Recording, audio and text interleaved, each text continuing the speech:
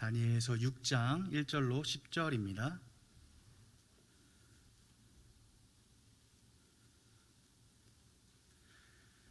다니엘서 6장 1절로 10절 말씀 한 절씩 교독하겠습니다. 다리오가 자기의 뜻대로 고관 120명을 세워 전국을 통치하게 하고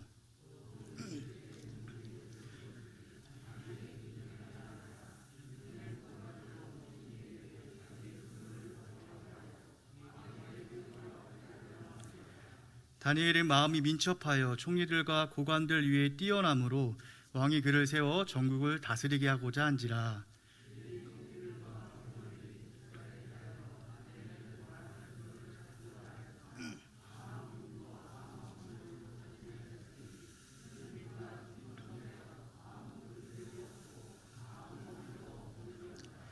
그들이 이르되 이 다니엘은 그 하나님의 율법에서 근거를 찾지 못하면 그를 고발할 수 없으리라 하고,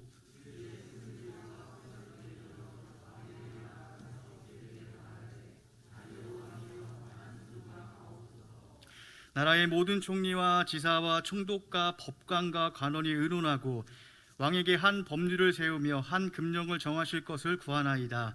왕이여, 그것은 곧 이제부터 30일 동안에 누구든지 왕 외에 어떤 신에게나 사람에게 무엇을 구하면 사자굴에 던져 넣기로 한 것이니이다.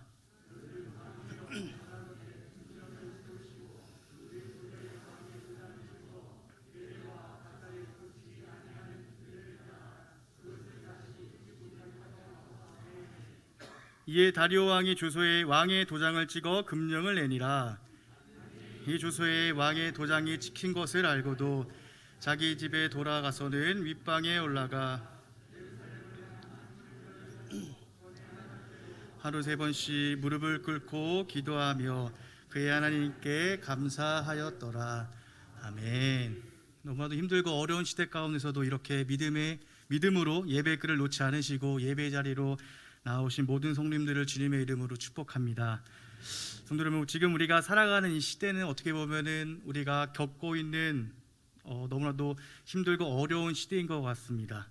나아질 것 같은 희망의 메시지가 전해오는 것 같았는데 자꾸만 새로운 바이러스가 생기고 이로 인해서 이 상황은 더욱더 악화되어 가고 있습니다. 또한 이와 같은 상황으로 인하여서 많은 교회가 문을 닫고 있는 현실이고 많은 성도님들의 신앙이 무너지고 교회를 떠나가고 있는 그러한 현상들이 발생하고 있습니다. 꼭 희망이 없고 소망이 없고 우리가 꼭 낙심의 시대를 살아가는 것만 같습니다. 그런데 오늘날의 우리 시대처럼 다니엘도 그가 살았던 시대를 보니까 너무나도 암울하고 참담한 시대를 그가 살아가고 있었던 것을 볼 수 있습니다. 다니엘은 이스라엘의 민족입니다. 하나님의 백성이란 말이죠. 이스라엘 민족들은 다윗 언약 아래서 다윗의 그 왕조가 영원할 거다라고 생각하고 있었습니다. 그래서 그 유다 나라, 다윗 왕조가 있는 유다 나라가 하나님의 나라로서 하나님께서 유다와 함께 하시니 그 나라가 영원할 줄 알았습니다. 그러나 그 결과는 어떻습니까? 그들이 범죄하여서 결국에는 망하고 말았습니다. 바벨론에 의해서. 그들의 생각으로는 이해할 수 없는 일들이 일어난 것입니다. 너무나도 힘이 빠지고 이제는 더 이상 살 수 없는 소망이 없는 것만 같았을 것입니다. 이처럼 다니엘이 살고 있는 시대는 낙심의 시대였고 낭망의 시대였습니다. 그런데 과연 다니엘도 그렇게 생각하고 있었을까요? 다니엘은 분명 그 당시의 사람들과는 달랐습니다. 다니엘은 신실하게 하나님만을 바라보며 하나님의 말씀 앞에서 바로 서기 위해서 노력하였던 자입니다. 하나님께서 약속하신 그 언약의 말씀을 신뢰하며 그 말씀을 의지하며 살아갔습니다. 그래서 최선을 다해서 살았고 정직하게 살았습니다. 그 결과 다니엘은 그 바벨론 시대에서도 높임을 받았고 바벨론 다음에 그 메대와 바사 시대에서도 높임을 받은 자였습니다. 성도 여러분, 다니엘은 그저 하나님께 그리고 그분의 말씀 앞에서 신실할 뿐이었습니다. 현재 자기가 서 있는 곳이 고향인 예루살렘이 아니라 하나님의 이름을 두시겠다고 하나님의 성전을 세우신 그 예루살렘이 아니라 비록 그가 바벨론이라는 세상에서 살아가지만 그럼에도 다시 돌아가게 하실 것이라는 그 회복의 메시지를 기억하고 언제나 신실하게 언약을 이루시는 하나님과 그분의 언약을 신실하게 믿으며 살아갈 때에 다니엘은 결코 낙심하지 않았습니다. 다니엘은 희망찬 내일을 바라보며 범사에 감사와 기쁨으로 최선을 다해서 정직하게 하루하루를 살아갔던 것입니다. 그런데 이와 같이 다니엘이 하나님 앞에서와 하나님의 말씀 앞에서 신실하게 살아갈 때에 세상의 눈동자에 비춰졌던 다니엘의 모습은 이렇습니다. 첫째로 마음이 민첩하여서 모든 자보다 더 뛰어난 자였습니다. 둘째는 그가 항상 정직하여서 흠이 없던 자였습니다. 셋째는 하나님의 말씀 앞에 언제나 신실한 자였습니다. 그런데 오늘 본문 말씀을 보니까 이런 다니엘을 넘어뜨리려는 그러한 세력들이 있음을 말씀하고 있습니다. 왜냐하면 다니엘의 이러한 뛰어남을 보고 메대의 다리오 왕이 다니엘을 그들의 우두머리로 삼으려고 했기 때문입니다. 어쩌면 그들에게 있어서 그들이 이러한 반응을 보이는 것이 당연할 수도 있습니다. 왜냐하면 다니엘은 그들의 입장에서 봤을 때의 망한 나라의 어떻게 보면 소수민족의 한 사람입니다. 정치적인 기반이 전혀 없는 그런 사람입니다. 그런 자가 자신들의 우두머리가 된다. 그들은 결코 이것을 인정할 수 없고 참을 수 없는 것이죠.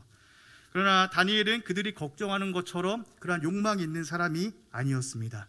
다니엘의 관심은 오직 하나님과 하나님의 언약에만 있었던 것입니다. 하나님께서 말씀하신 대로 약속하신 대로 본향인 예루살렘으로 돌아갈 날만을 기대하며 그것에 관심이 있었던 것이죠.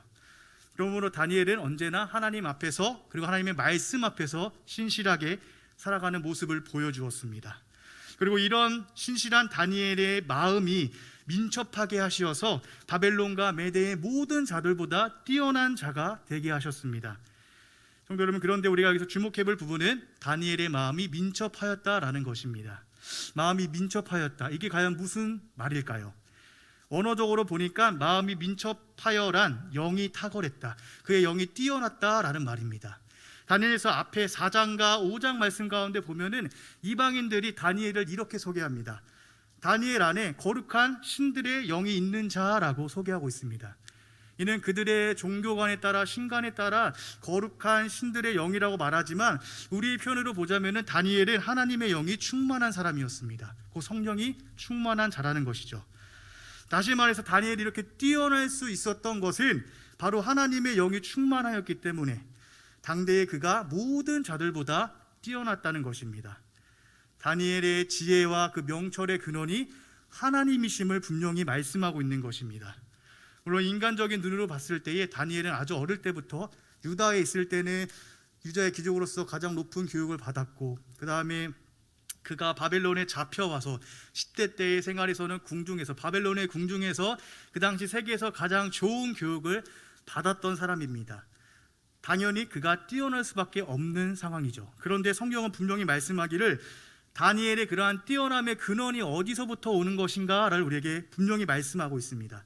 바로 하나님께서 주시는 지혜와 능력으로 그가 당대의 모든 자들보다 뛰어난 자였다라는 것을 우리에게 말씀하고 있는 것입니다. 그렇다면 이와 같이 다니엘의 마음이 계속해서 민첩할 수 있었던 이유, 그의 영이 탁월하고 뛰어나며 성령이 충만할 수 있었던 이유가 무엇일까요? 다니엘의 마음이 민첩하며 그의 영이 탁월할 수 있었던 이유는 다니엘이 하나님 앞에서 신실한 자였기 때문입니다.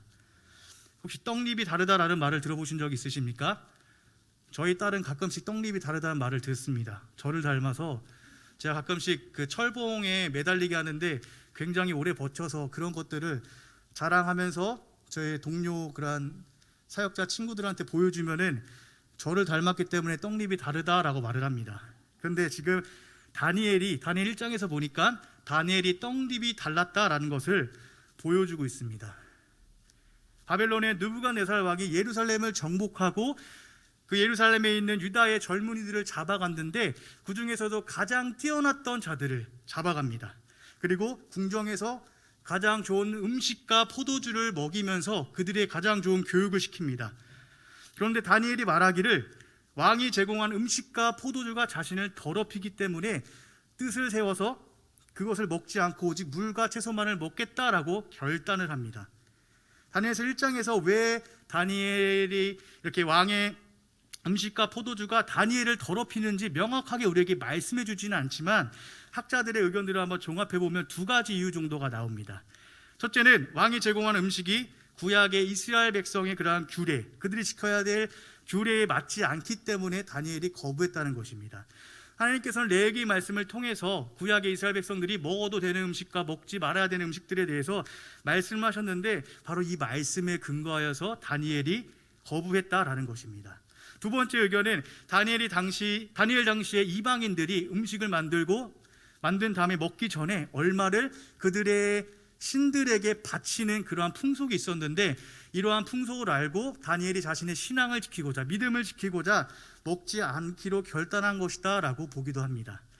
이처럼 다니엘은 그가 젊어서부터 이미 하나님 보시기에 기쁜 삶, 하나님 앞에서 신실한 삶을 살기 위해서, 하나님의 말씀 가운데 신실한 삶을 살기 위해서 이렇게 뜻을 세우고 결단하는 모습을 보여주었습니다. 그리고 그가 이와 같은 삶을 변치 않고 계속해서 유지하며 살았음을 오늘 우리가 함께 읽었던 다니엘서 6장 10절 말씀을 통해서 우리가 발견할 수 있습니다. 다니엘의 그 정치적인 정적들이 다니엘을 고발하고자 다니엘이 기도하지 못하게 하는 법을 제정하고 다니엘을 넘어뜨리려고 그렇게 덧칠러 왔을 때에 다니엘이 이것을 알고도 전에 하던 대로 그가 계속해서 하나님 앞에 하루에 3번씩 무릎 꿇고 기도하는 그런 습관에 따라서 기도하는 습관들이 있었는데, 그 전에 하던 대로 여전히 기도를 멈추지 않고 기도하며 하나님께 감사했습니다. 이때 다니엘의 나이가 80대 정도 되었다고 학자들은 말합니다. 다니엘이 바벨론에 사로잡혔을 때 나이는 16세 정도로 보고 있는데, 그가 거의 70년이 가깝도록 하나님 앞에서와 하나님의 말씀 앞에서 신실한 삶을 살 때에 다니엘의 마음이 민첩하여서 다니엘이 살았던 그 시대의 모든 자들보다 뛰어날 수 있었던 것입니다. 하나님께서 이 신실한 다니엘을 쇠하지 않도록 놀랍도록 은혜를 부어주신 것입니다. 더 지혜롭게 하셔서 그 당시에 다니엘보다 뛰어난 자가 없게 하셨던 것입니다.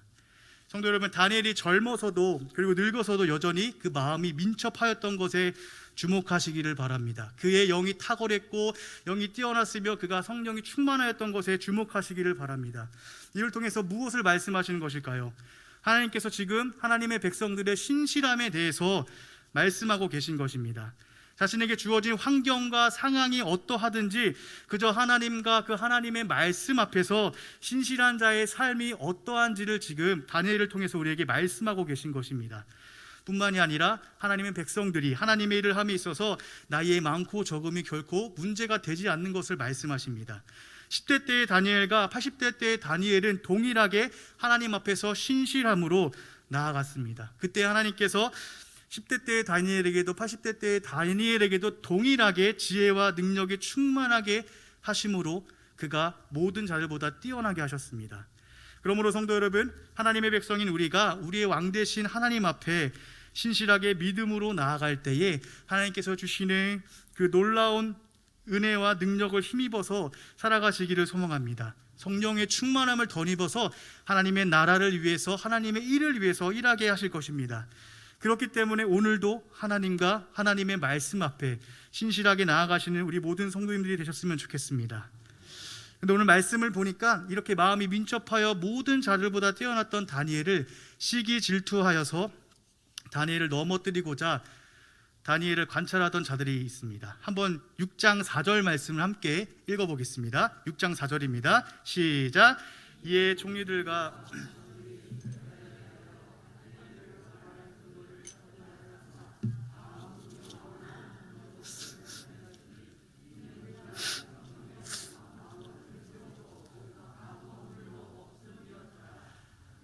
다니엘을 시기 질투하던 신하들이 아무리 눈을 씻고 찾아봐도 다니엘에게서 흠을 찾아볼 수 없었습니다.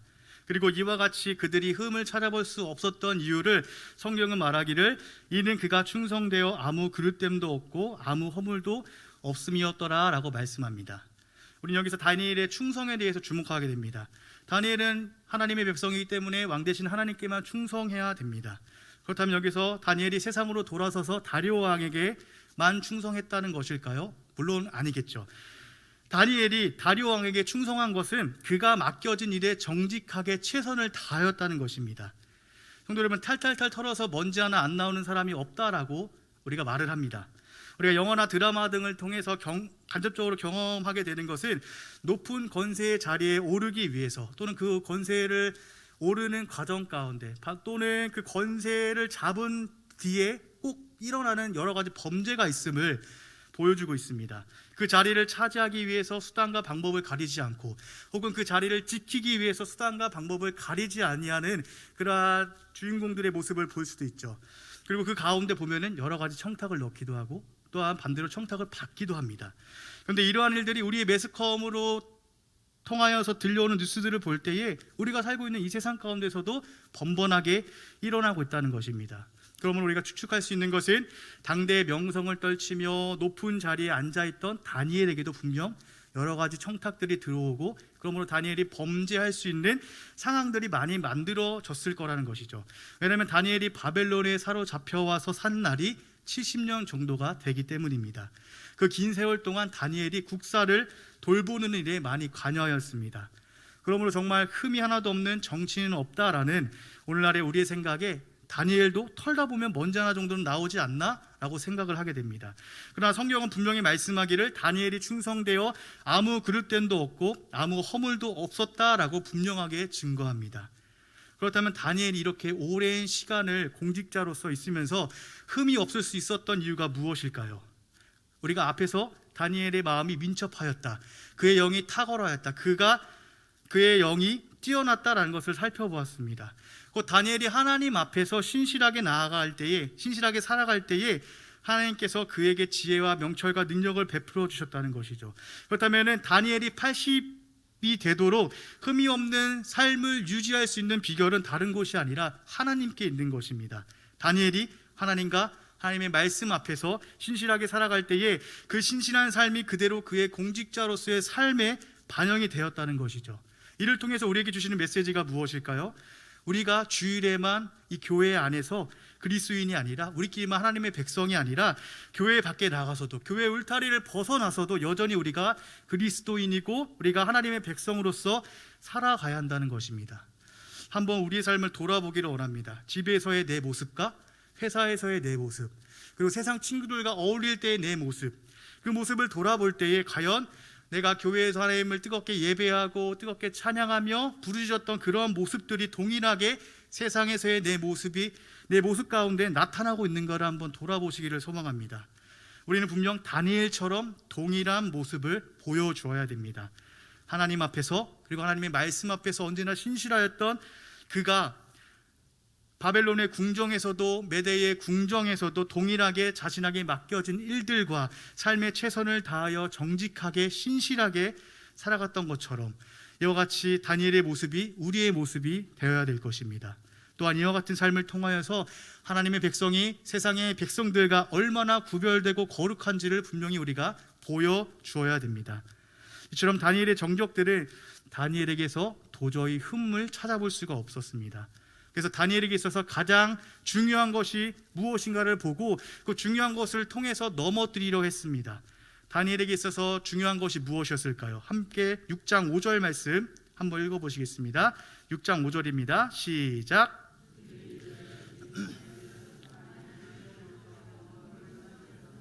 그를 고발할 수 없으리라 하고, 다니엘을 시기 질투하던 신하들이 다니엘을 보니까 다니엘이 가장 중요하게 여기는 것이 있었는데 바로 하나님의 율법이었습니다. 다니엘이 바벨론에 사로잡혀온 시점부터 이미 다니엘은 세상의 방식을 거부하고 오직 하나님의 말씀에 충실한 삶을 살기로 뜻을 세우고 결단하는 모습을 보여주었습니다. 그리고 다니엘은 평생을 그렇게 살았습니다. 10대에서 80대가 되도록 신실하게 변함없이 하나님의 말씀에 순종하는 삶을 살았습니다. 그러므로 다니엘을 시기 질투하던 정적들이 보니까 다니엘에게 있어서 중요한 것은 하나님의 말씀이구나라는 것을 알게 된 것이죠. 그래서 그들이 왕 앞에 나아가서 법을 한 가지 청원을 합니다. 30일 동안 누구든지 왕 외에 어떠한 신이나 어떠한 사람에게 간구하면, 곧 기도하면은 사자굴에 던져 넣는다는 그런 악법을 청원합니다. 그리고 이 법의 앞에 다리오 왕은 도장을 찍게 됩니다. 그런데요, 성도 여러분, 다니엘이 이 법의 조서에 왕의 도장이 찍힘을 알고도 여전히 다니엘이 전에 하던 대로 고향인 예루살렘을 바라보면서 하루에 3번씩 기도하는 모습을 보여줍니다. 한번 6장 10절 말씀 함께 읽겠습니다. 10절입니다. 시작. 알고도 자기 집에 돌아가서는 윗방에 올라가 예루살렘으로 향한 창문을 열고 전에 하던 대로 하루 3번씩 무릎을 꿇고 기도하며 그의 하나님께 감사하였더라. 왕의 도장이 찍혔다는 것은 왕조차도 그 법을 물을 수 없다는 의미입니다. 그만큼 강력하게 시행됐다는 법입니다. 그러나 다니엘은 이 모든 것을 알고도 하나님께 기도하는 일을 결코 멈추지 않았습니다. 그리고 더 놀라운 것은 다니엘이 보여준 믿음입니다. 10절의 마지막을 보시면 10절이 그의 하나님께 감사하였더라라로 말씀이 끝납니다. 도저히 감사할 수 없는 상황이 아닙니까? 그러나 다니엘은 감사하고 있습니다. 참된 신앙인으로서 우리가 보여줘야 될 모습이 어떤 것인지 지금 보여주고 있는 것입니다. 데살로니가전서에서 사도 바울은 마지막 때를 살아가는 성도들에게 이렇게 권면합니다. 항상 기뻐하라, 쉬지 말고 기도하라, 범사에 감사하라. 이것이 그리스도 예수 안에서 너희를 향하신 하나님의 뜻이니라 라고 권면합니다. 하나님의 뜻이 무엇입니까? 이렇게 항상 기뻐하는 것이고 우리가 쉬지 않고 기도하는 것이고 범사에 감사하는 것입니다. 그런데 오늘 하나님께 신실했던 다니엘이 바로 하나님의 뜻대로 살아가는 그 모습을 보여주고 있는 것입니다. 물론 다니엘도 알고 있었겠죠. 자신이 전에 하던 대로 기도할 때에 자신이 사자굴에 던져짐으로 죽임을 당할 것이라는 것을 알고 있었을 것입니다. 그러나 다니엘은 동시에 한 가지를 더 알고 있었습니다. 그것은 반드시 하나님께서 자신을 구원해 주실 것이라는 믿음이었습니다. 왜냐하면 사자굴에서 나온 다니엘을 향해서 성경은 이렇게 말합니다. 이는 그가 자기의 하나님을 믿었음이었더라. 그가 사자굴에서 나왔을 때에 몸에 상한 곳이 한 곳도 없었습니다.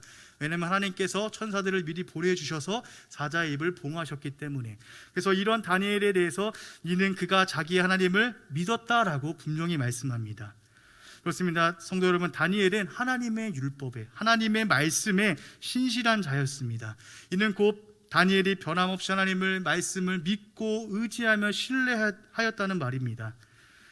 다니엘이 이처럼 하나님을 전적으로 신뢰하며 의지하며 믿음으로 나아갈 때에 하나님께서 다니엘을 사자의 입에서부터 원수의 손에서부터 구원해 주셨습니다.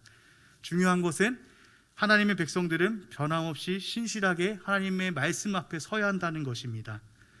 오늘 본문에 다니엘은 평생을 그렇게 살아왔습니다. 온 마음과 뜻과 정성을 다해서, 그리고 힘을 다해서 하나님의 말씀을 듣고 행하기 위해서, 심지어는 자신의 목숨까지 내어주면서 하나님의 말씀대로 살아가기 위해서 그가 몸부림치는 모습을 보여주었습니다.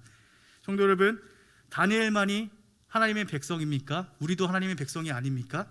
오늘 다니엘이 보여준 것처럼 온 마음과 뜻과 정성과 힘을 다해서 하나님의 말씀을 듣고 행하기 위하여서 우리 또한 그렇게 살아가야 됩니다. 그러므로 다니엘이 하나님을 믿었음을 세상이 알았고 성경이 증거하고 있는 것처럼 우리의 믿음을 하나님께서 아실 것이고 세상 또한 알게 되기를 소망합니다.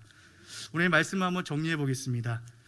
성도 여러분, 다니엘의 마음이 민첩하여서 모든 자보다 뛰어날 수 있었던 것도, 정직하게 그가 흠이 없는 자가 될 수 있었던 것도, 그리고 사자굴에 던져졌지만 그가 살아남을 수 있었던 것도 다 다니엘이 하나님과 하나님의 말씀 앞에서 신실한 자였기 때문입니다. 다니엘이 하나님을 믿었기 때문입니다. 그러므로 하나님의 백성으로서 이 세상을 살아갈 때에 그 세상의 눈동자에 비춰져야 될 우리의 모습이 오늘 다니엘의 모습과 같았으면 좋겠습니다. 다니엘은 비록 나라가 망해서 바벨론에 사로잡혀 살고 있었으나 다니엘은 확실히 믿고 있었습니다. 하나님께서 그들을 다시 돌아가게 하실 것이라고 약속하신 그 말씀을 믿고 있었습니다. 그러므로 그가 처음 잡혀왔던 10대 때부터 그가 80대의 노년에 이르기까지 언제나 하나님 앞에서, 그리고 하나님 말씀 앞에서 신실하게 서 있을 수 있었습니다. 이와 같이 하나님의 백성인 우리도 분명히 다시 돌아갈 본향이 있습니다. 어디입니까? 하나님의 나라 천국입니다.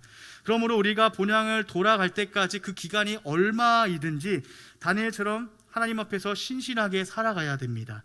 우리가 이렇게 신실하게 살아갈 때에 우리의 마음이 민첩한, 그 성령이 충만한 자로서 성령님께서 주시는 능력으로 세상을 마땅히 살아가며 이기는 자가 될 수 있습니다.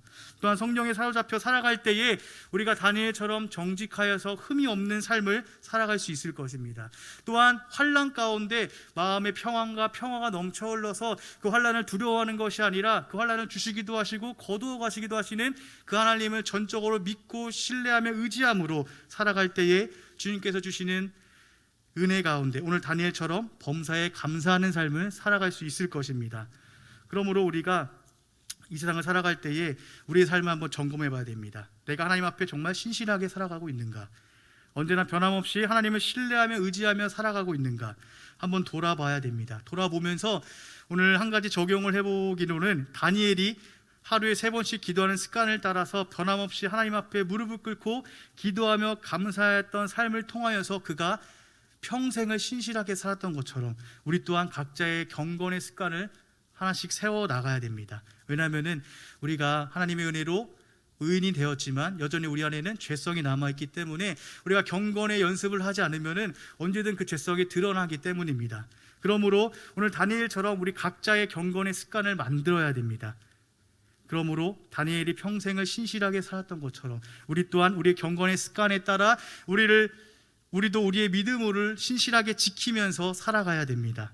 사랑하는 성도 여러분, 오늘 우리가 말씀을 통해 살펴본 것처럼 하나님의 백성 다니엘이 하나님과 하나님의 말씀 앞에서 언제나 신실하게 변함없이 살아갈 때에 하나님께서 주시는 지혜와 능력으로 살아가며 하나님께서 주시는 풍성한 은혜를 누리며 살아갔던 것처럼 이 땅 위에서 우리도 하나님께 항상 신실하게 믿음으로 살아가실 때에 하나님께서 주시는 지혜와 능력으로 살아가시며 오늘도 우리에게 풍성히 내려주시는 하나님의 크신 은혜를 받아서 누리며 살아가는 모든 성도님들이 되시기를 주님의 이름으로 축복합니다.